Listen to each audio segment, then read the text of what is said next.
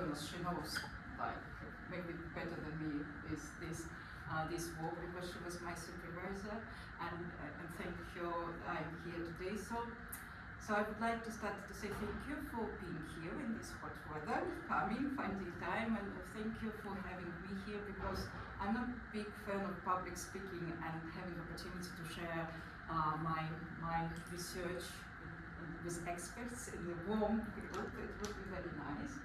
So my name is Smirnova, and last year I completed my PhD in performing arts. I was part of the Mobile Arts for Peace project. I will talk a little more about this as well. And after I finished my PhD, I joined HL University, where I'm now a postdoctoral researcher and also creative health associate. Very interesting role. We can also speak about this later if you're interested. But today I want to present a part of my PhD. So my PhD, as I already said, was part of Mobile Arts for Peace project. No, it's okay. Which title Art-Based Peacebuilding Curriculum for and with Young People, where I try to answer, as I thought, a rather ambitious question: what, how, and why art-based research and methods and intervention can contribute to designing, delivering, and evaluating peace-building programs in different cultural, social, political contexts. And my case study was in Kyrgyzstan, where I analyzed activity of Kyrgyz partners, how they adapt cultural forms for conflict resolution and peace building, and also having my own research. Obviously my PhD was much more complex than I will talk today. So what I was doing in order to try provide evidence of using art-based methods in peace building, I started with systematic review, where I tried to collect and synthesize evidence of effects of arts in peace building programs, and I find out three main effects, like therapeutic, educational, and empowering effect. And my own research and practical activities as a body mapping storytelling, I try to show example how this methodology can provide therapy, can be educational, and can also stimulate empowerment among young people. I also analyze activity of MAP project and conducting some expert interview focus group with stakeholders and young people, trying to catch this impact, and it was impact on personal level, educational level, community level. So it's all in my thesis. And the third part, it was this, as I already said, my own practical practice-led research, which was called. There is no Alice, unfortunately, today. She was one of my examiner. So she made sure that I really work as a practice-led researcher, and her comments was mostly about this, which was not, to be honest, easy for me, because all my life I worked at academia, and I'm an artist, even I was always interested in arts.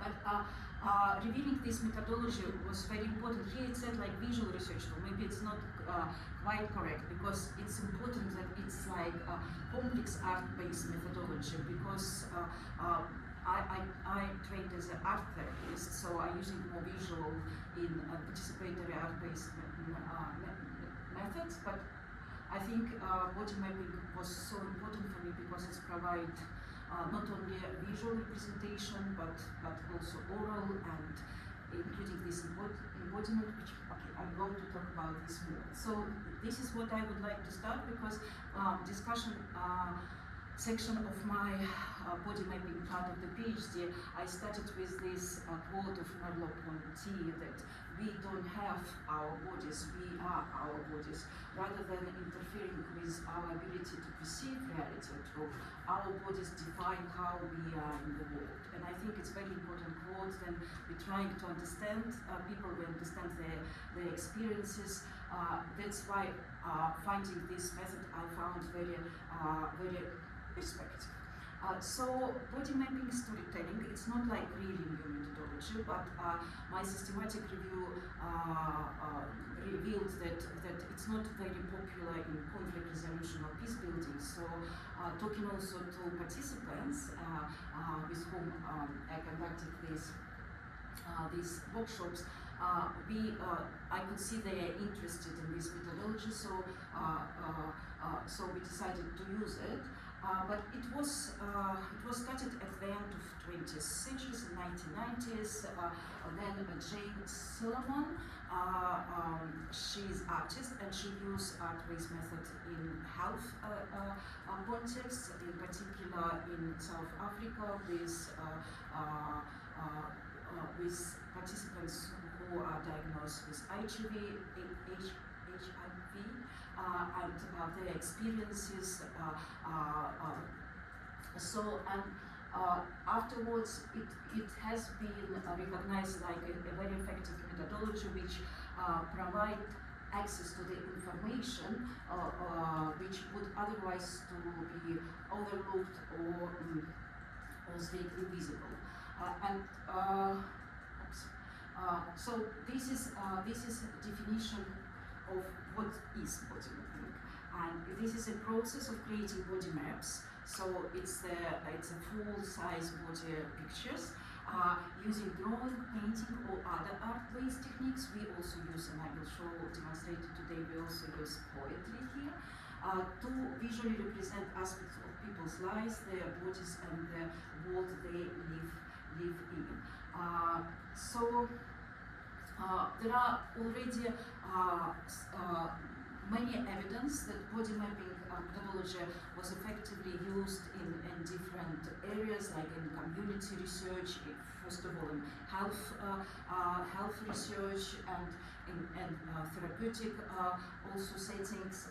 As a research methodology, there are four main arguments why it can be effective.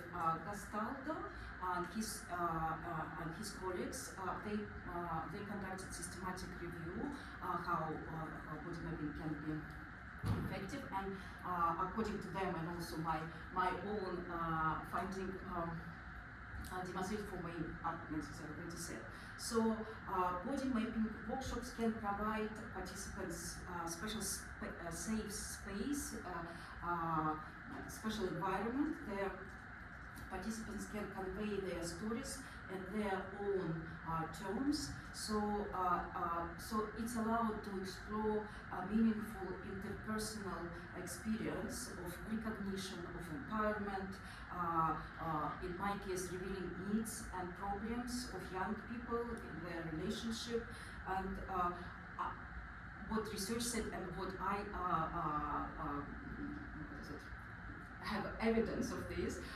This methodology actively engage participants and minimize power imbalance in research, and also encourage decision-making of participants about representing their own experience in highly personalized manners. That's why, I'm sorry if I'm not being modest, that's why this methodology was also recognized by International Visual Association, Visual Sociology Association, as a best methodology of last year, because it's really can provide significant.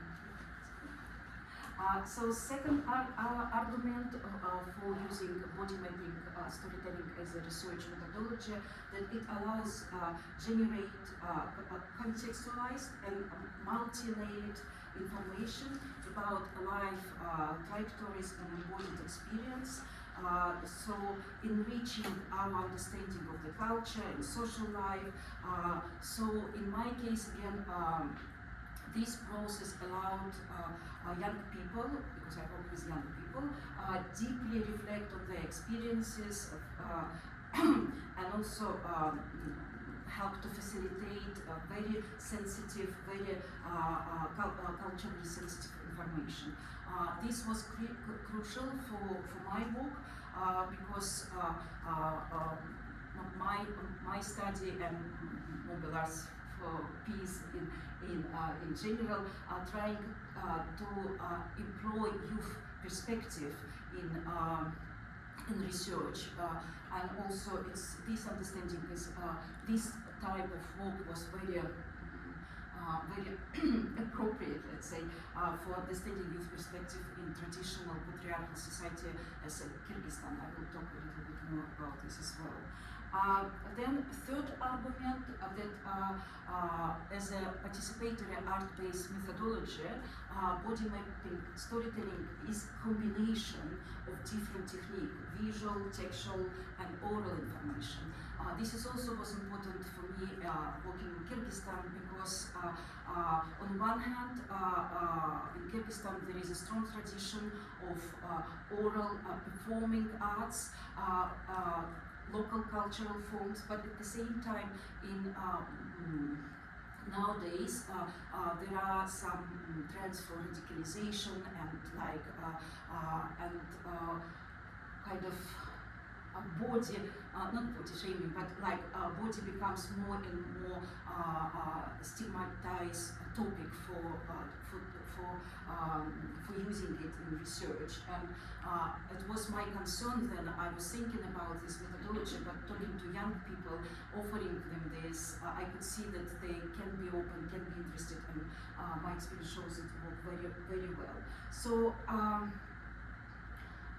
okay, and fourth argument, which is last but not least, because it was very important within our project in general, that this methodology can serve as a catalyst for awareness raising project.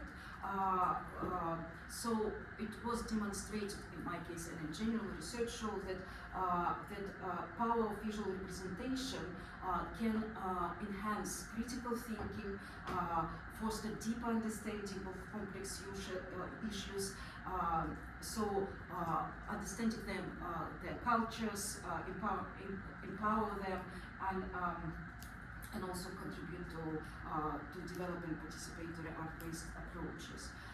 So we organize different exhibitions, different public dialogue based on our artworks, and it allows young people really raise their voices about the problem they concerned about, and serve as advocacy tool. So I also will try to speak a little bit more about this first.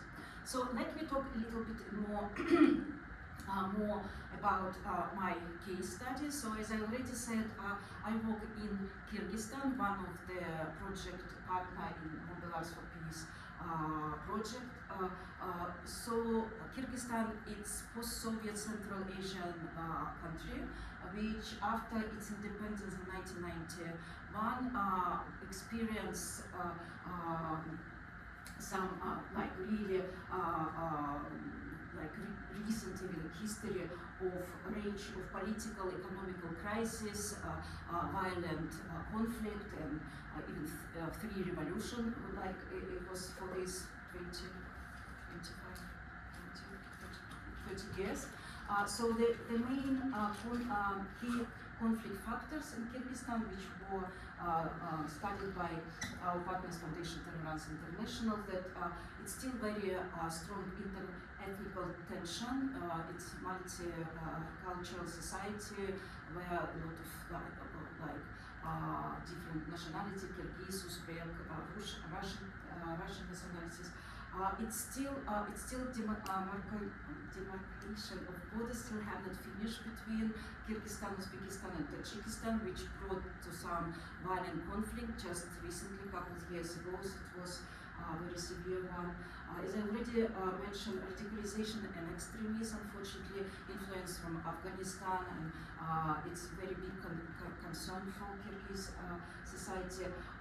Gender inequality and violence, and this topic also was discussed within my workshop, which I will present. And also corruption, still high level, unfortunately, and labor migration, which very affect young people in Kyrgyzstan. Then it's very common, unfortunately, then adults leave to labor migration outside Kyrgyzstan and left their children, which can be bullied, which can be used in some labor, child labor, and so on. So one of the main target of our work of the project in Kyrgyzstan was to present social problems and issues, how they seen by young people themselves. And after 3 years of the project, it's interesting because young people were involved in researching problems and presenting problems by different art-based methods, and also in communication with stakeholders, policymakers, educators. And one of the ways they were providing after presenting different problems, after investigating and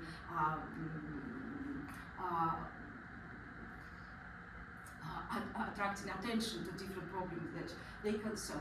They were creating like policy brief themselves, they're creating their vision, their solution, how to solve this problem. And the last policy brief, because in Kyrgyzstan we created about 17 policy briefs on different topics, on different problems. It's like children left by their parents, school bullying, gender violence, and so on. But last, our final policy brief, which we created together with young children, was about they called the Talk to Me. It was about the young people usually not being heard.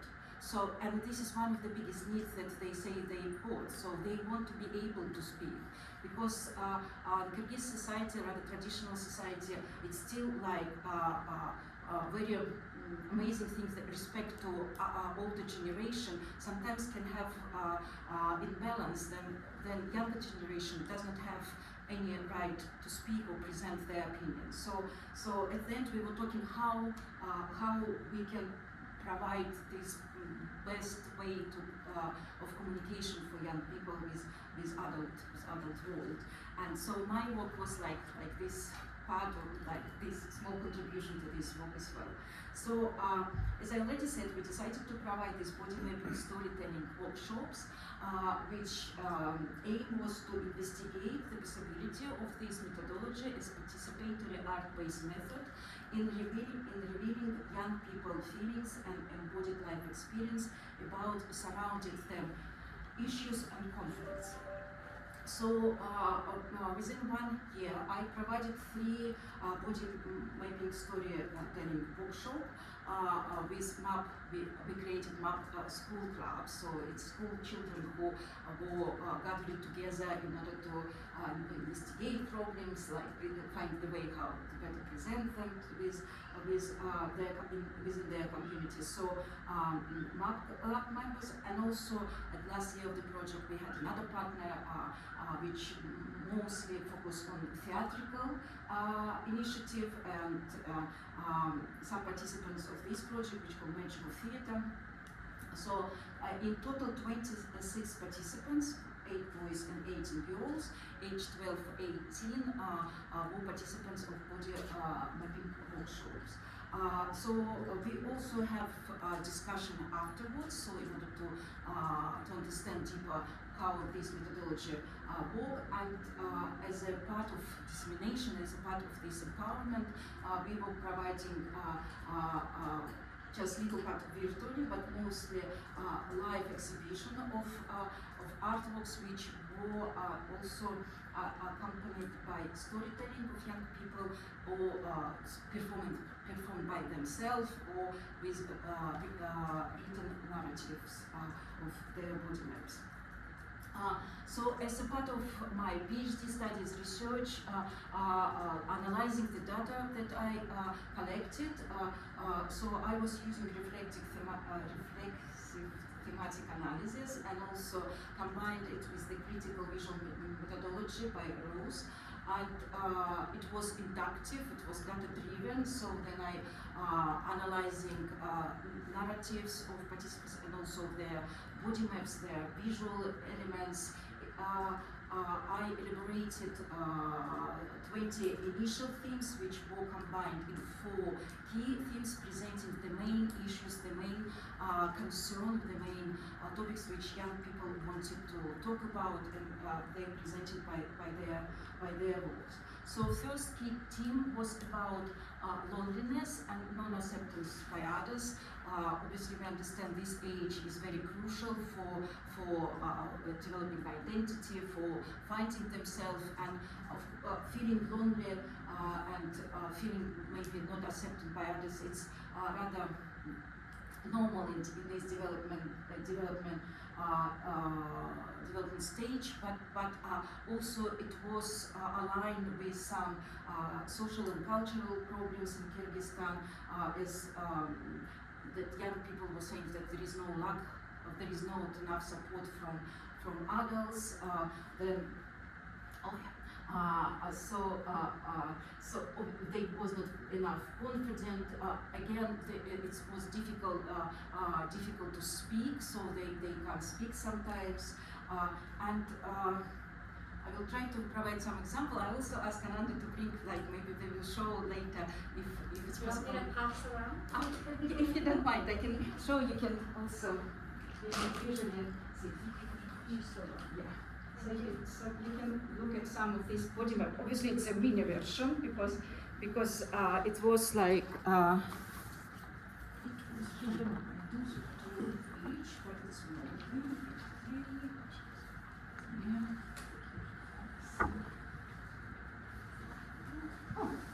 It's perfect. It's 3. And I have to use our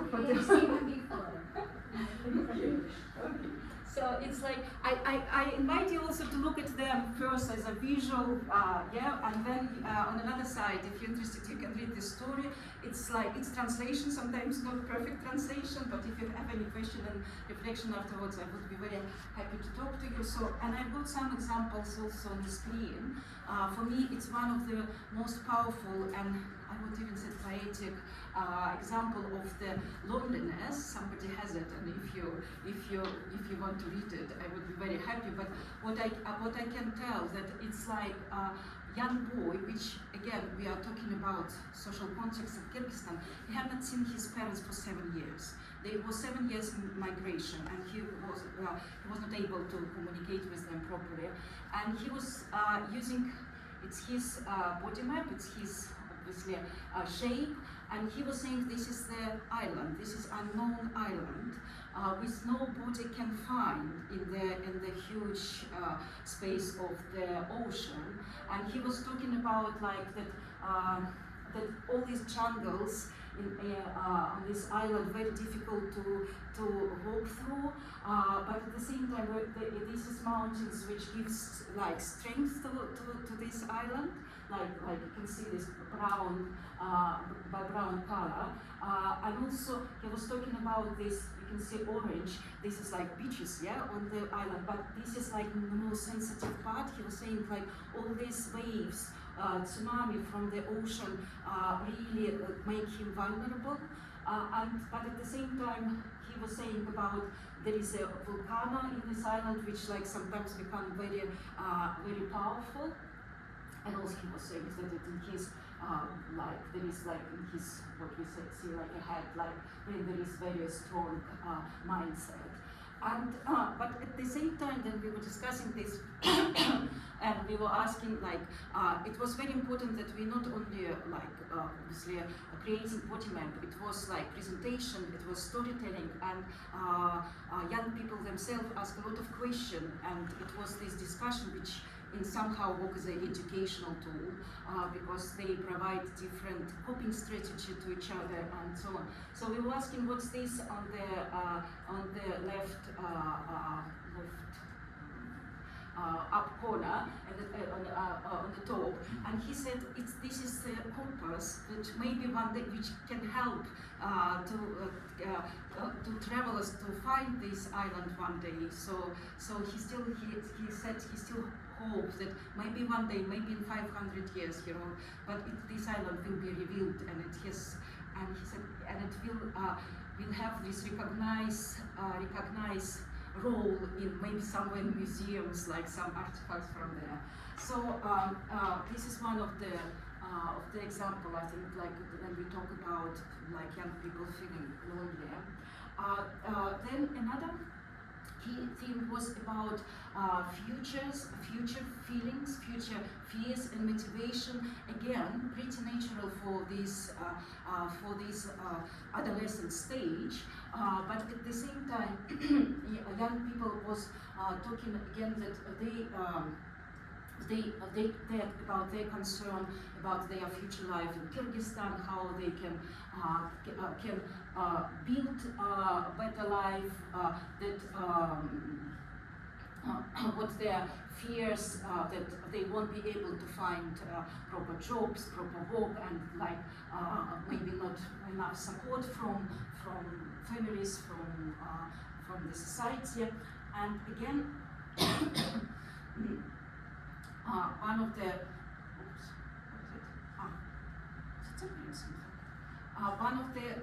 one of the great example which I want to show you. So this is the work like the first day, because it was the group of young people with whom I had three days workshop. So sometimes it was 2 days, sometimes it was 3 days workshop. So this is how it's the end of the first workshop, like what this young boy presented, and this is at the end. You probably can see of the difference, how it's become more powerful, more stronger man, and he was saying there is no tomorrow, not in the pessimist way, but in the way that like you need to do things today, not tomorrow. And as I already told that I was using some creative technique which allow young people to speak maybe more poetically, if we can say. So I provide them unfinished sentences which help them to provide some stories. And this boy wrote this, I would call it a poem, about his future feelings. I live without knowing the meaning of life. How can I find it? Still, I believe that one day I will. And simply thinking of it makes me happy. It hurts to recognize the mistake of my past. It was never the life I wanted. I want to change everything. I need to give it everything I can. I believe that one day I will live inside my dream, no matter how distant the path may seem. I come alive whenever I doubt the future. I'm going to become someone new. I'm going to change everything. All I want is justice. I don't want anyone to suffer. Sorry, it's my translation. I'm not very good in poetry, but I'm trying to translate it very close to the text, and also that it sounds. And this guy, as much as I remember, was such a strong source for other participants of motivation, of finding better solution, how to improve their life.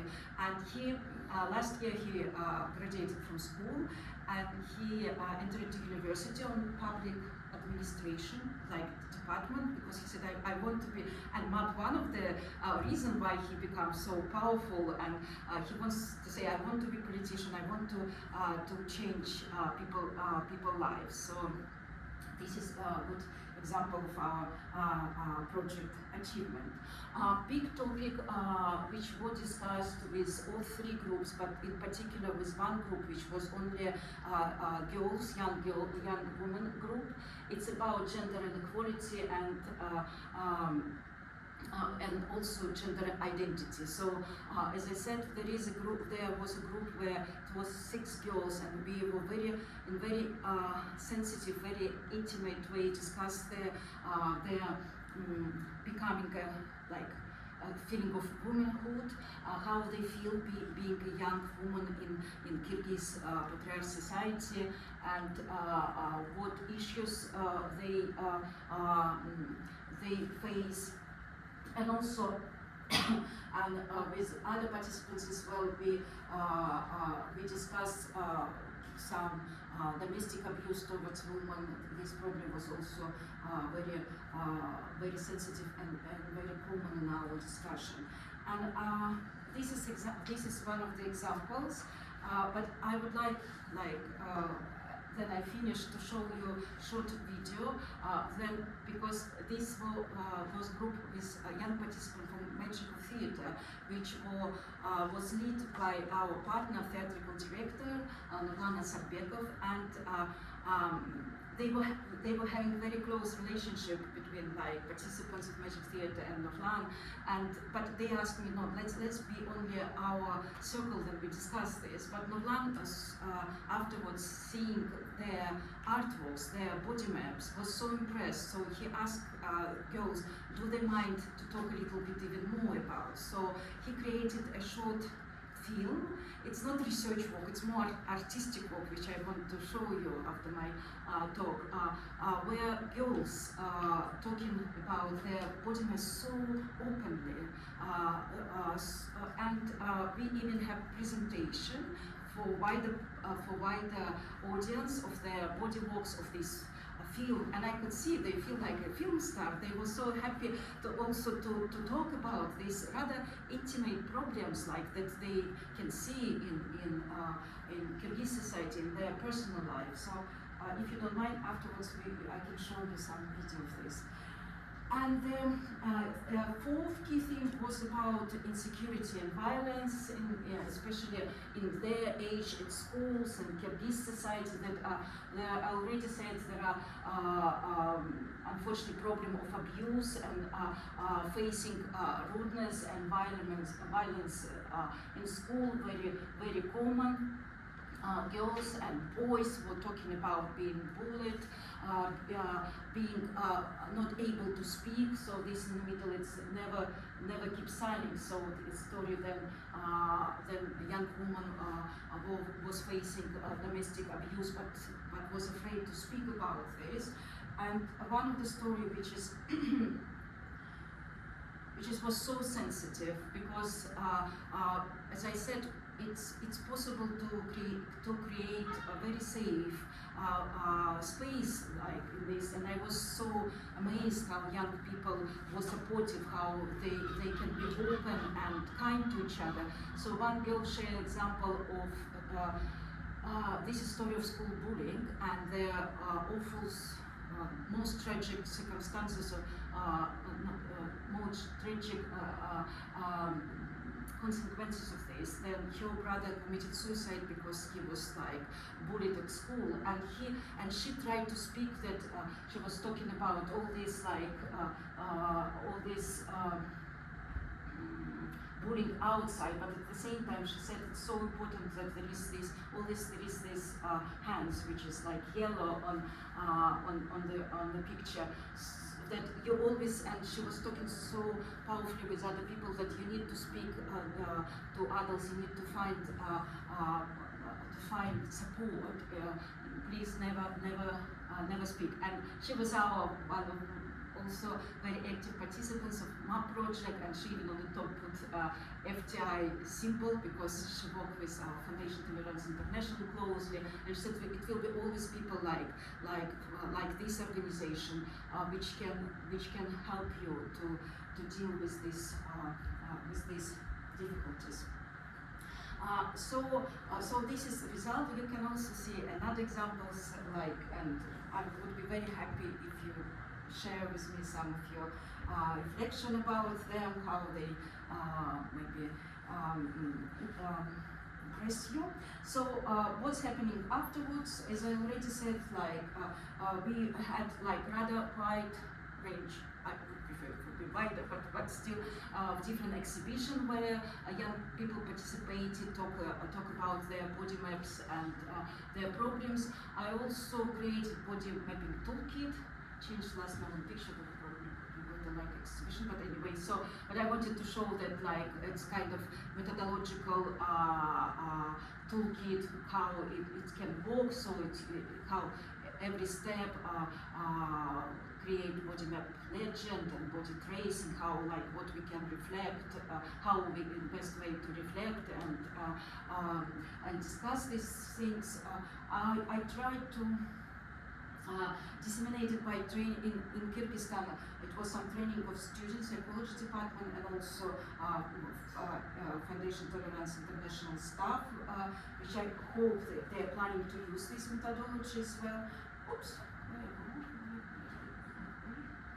And also, as I said, one as artistic reflection for this methodology, it was it was film, which like this is the picture like our presentation. It's these three girls, like the main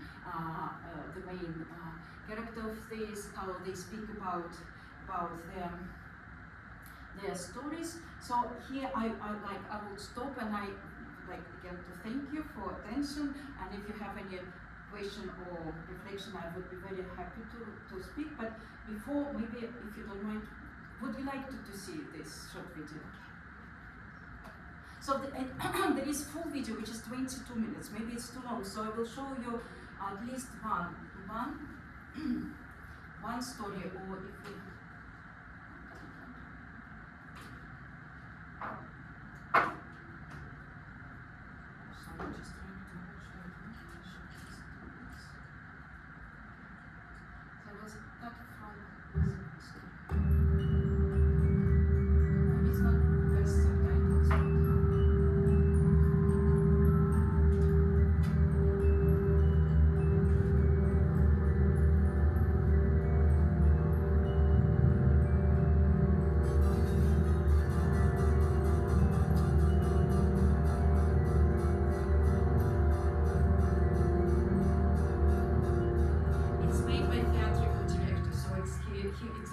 artistic, it's not research video.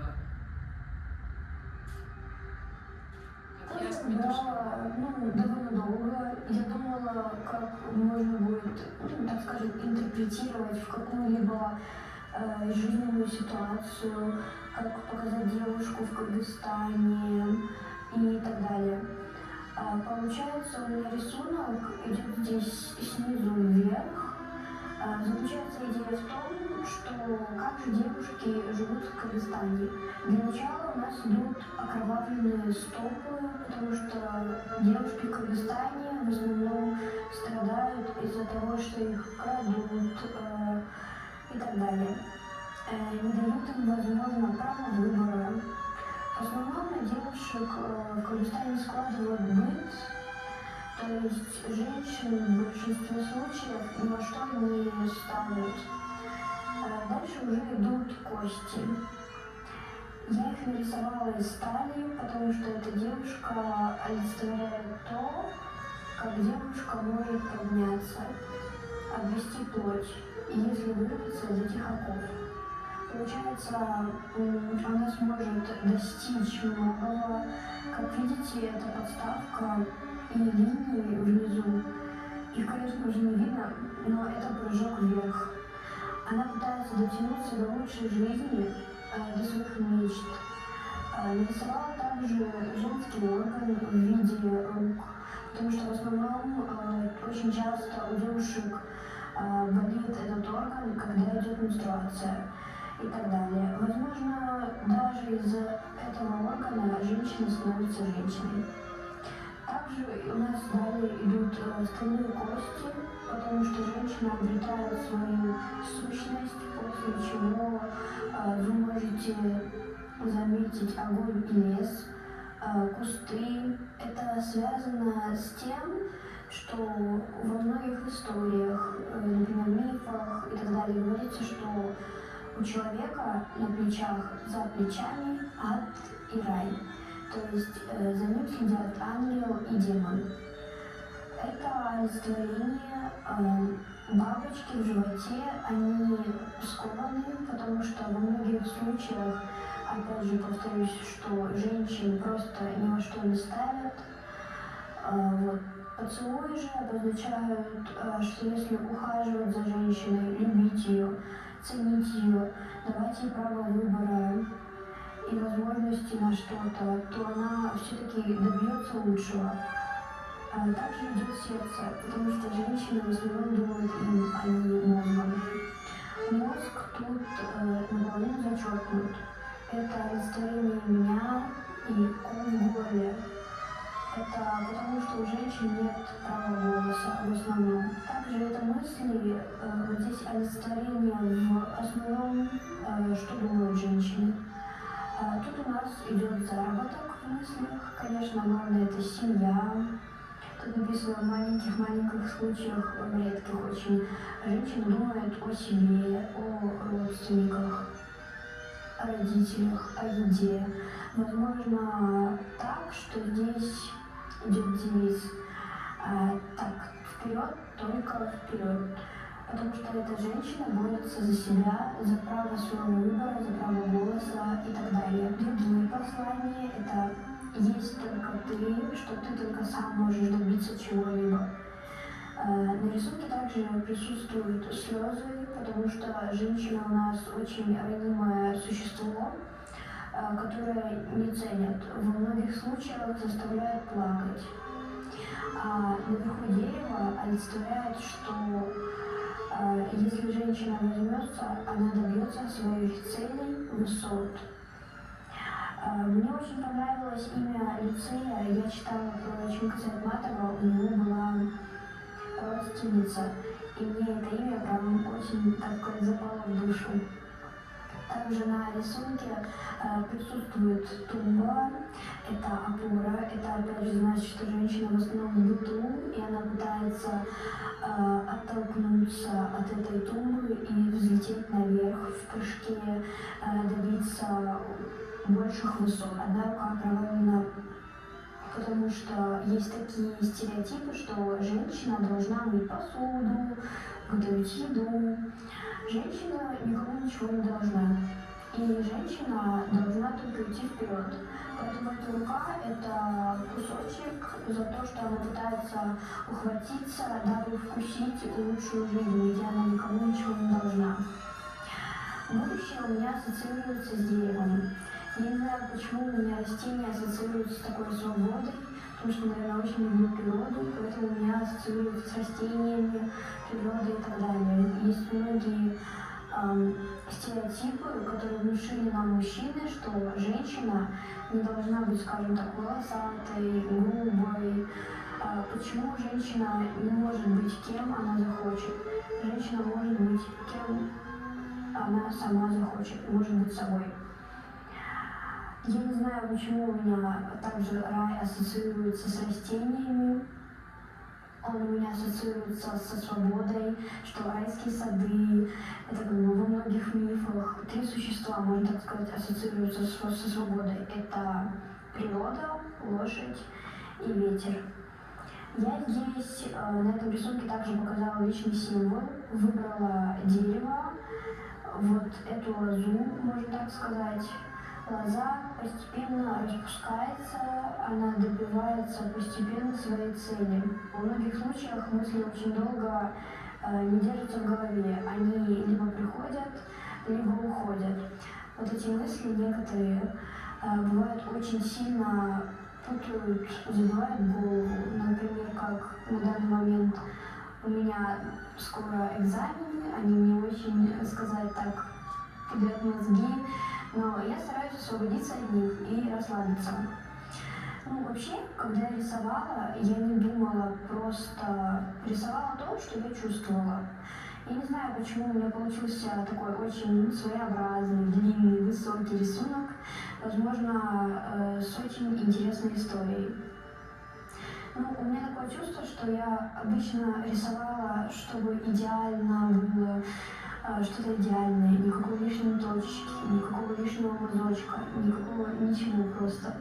А тут я прям будто вот так освободилась и просто наносила краски в хаотичном порядке. Как мне этого хотелось, а не как принято по стандарту. Мне как-то стало легче после такой терапии, как я вот сейчас рассказывала эту историю. Мне кажется, что возможно, даже есть частичка меня в этой истории, потому что я тоже постоянно нахожусь в быту, потому что у меня постоянно смешанные мысли, но я стараюсь добиться чего-то, своих желаний.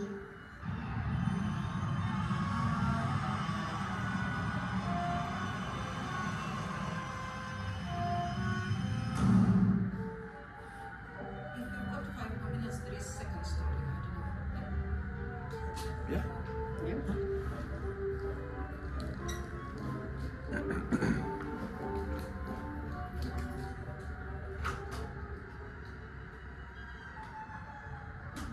This music also was Nurlan put it on purpose because it's like he works with some Решила, наверное, что-то главное, and they will как вы можете play заметить, this music special for this. это очень яркие цвета, я использую почти всю палитру. Думаю, это потому, что я, в принципе, считаю себя ярким человеком. Вот. На это повлиял театр тоже, отчасти. Я очень детализировала ноги, если это заметно. Очень сильно делала у них акцент, потому что в тот момент, когда я рисовала эту картину, было у меня такое, часто чувствовала тяжесть в ногах, не знаю. Думаю, это никак не связано с апатией какой-то в то время. Ноги как будто все время были отекшие. Ходить было тяжко. Может, вы тоже видите, такая дыра на груди внутри. Я рисовала это изначально как дыру. Даже когда рисовала, можно сказать, это отчасти, по большей части это мой автопортрет. Когда я это рисовала, у меня было ощущение пустоты внутри, что ли. Эта пустота была, наверное, в груди по какой-то причине, не знаю. Период тогда был очень странный, хотелось это отобразить в картинке. Если еще присмотреться, там видно некое лицо рядом. О чем это нам говорит? Когда я рисовала, я задумала это так, что вроде бы героиня, этот персонаж лежит вроде одна, но рядом кто-то есть. В том плане, что у меня рядом всегда кто-то есть. Даже если кто-то один, кто-то незаметный, все равно есть эти люди, которые мне дорога, которые рядом, где кажется, что я одна. Это было очень странно, очень много размышляла о всяком там. Как вы можете еще заметить, она голая. Почему был сделан такой выбор? Потому что, не знаю, вот я сама когда рисую, в принципе, другие какие-то картинки, я художница. А когда я рисую, чтобы изобразить какую-то свободу, раскрепощенность, я часто рисую идеи доверия. Есть у меня ощущение, что часто одежда сковывает, что она что-то скрывает. Естественно, метафорично, типа. Вот. Когда персонаж голый, можно сказать, он полностью свободен, он полностью открыт. Мне хотелось показать, вот, условно, буквально, что у него внутри. Героини этого рисунка. Вот. Таким образом я показала. Это в этом есть смысл. Царапины какие-то, да, вот красные такие следы. Поскольку это большей частью мой автопортрет, я действительно так выгляжу. Это очень невероятная такая подробность у меня. Бывало, я грешила этим, причиняла себе боль. Со временем только перестала, потому что начала чувствовать себя как-то вполне счастливее. Отчасти это и театр, отчасти это и какие-то что-то в жизни поменялось, какие-то новые друзья, новые увлечения. Вот. Просто я действительно так выгляжу, поэтому я решила это отобразить. Давно я опять же рисовала, я не помню, с чего это я решила персонально рисовать букет цветов. Наверное, посчитала это каким-то крутым дополнением. Мне кажется, это индивидуально. Ну, это же круто. В кино это всегда показывается чем-то крутым, загадочным. Вот в одной ноге, если пересмотрите, если можете видеть, да, что вот именно у одной ноги какие-то двери, да, что-то такое распевается из ступни. А это тоже связано с чем-то вот со мной как-то. Ну, в том плане, что я мало того, что ощущала постоянную тяжесть нога, как будто она все время отекшая, я еще вот именно в одной ноге часто меня чуть колола.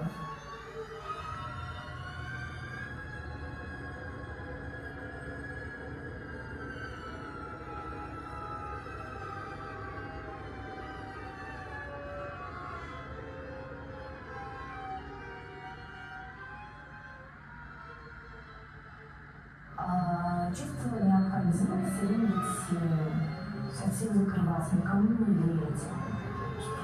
Чуть-чуть было ощущение, что никому не верить, что мир такой жестокий и страшный, что надо нарастить себе шипов, оградить себя всех, никому не позволить себя видеть. Потому что если я чуть покажу себе, ну, сразу тает. Да. Такое было ощущение мира. Вот. Ну, естественно, я чуть повзрослела, это меняется, и мне хотелось вот это отобразить, что я перестаю бояться быть раненой, перестаю бояться быть уязвимой. Ну и поскольку я перестаю бояться быть уязвимой, раненой, я в принципе больше себе позволяю себе, например, быть счастливой, позволяю себе, ну, то есть все вот это же оно взаимосвязано, вот, радость и печаль, там вот, какая-то агрессия, спокойствие, это все связано. И когда ты позволяешь себе одно, то ты позволяешь себе другое, ты позволяешь себе поплакать, и ты также позволяешь себе быть счастливым. Я считаю, это и есть сила свободы.